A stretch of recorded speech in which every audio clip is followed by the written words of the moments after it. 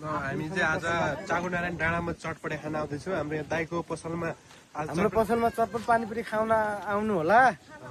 कुन ठाउँ हो तपाईँको भन्नुहोस् त पसल? चाँगुनारायण नगरपालिका वडा नम्बर 4 गामढोका पिपल बोट। ल सबैहरू आउनु सक्नुहुन्छ। हाम्रो यहाँ दिदी र दाइले एकदम मिठो चटपटे खुवाउनु भयो हामीलाई।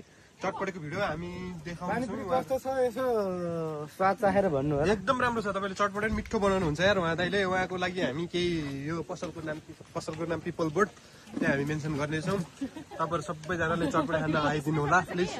हाम्रो दिदीहरूले कस्तो लाग्यो दिदी चटपटे साँच्ची कि भन्नुपर्दा? एकदम स्पेसल भाइ। पानीपुरी पनि कस्तो छ? एकदम स्पेसल। म त यहाँ खाइरहेको छु धेरै धेरै। टिकटक बनाउनु आउनु होला है।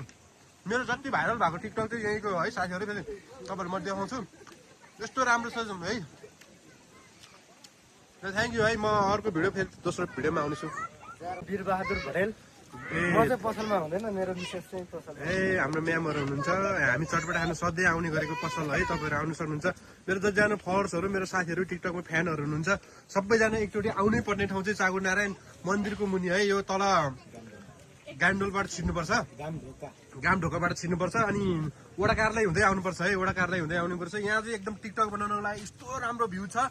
एकदम राम्रो भ्यू छ यहाँ। जुनको ज्योति ल्याएर दिन्छु पनि भन्न सक्दिनँ म भन्ने ठाउँ यही हो।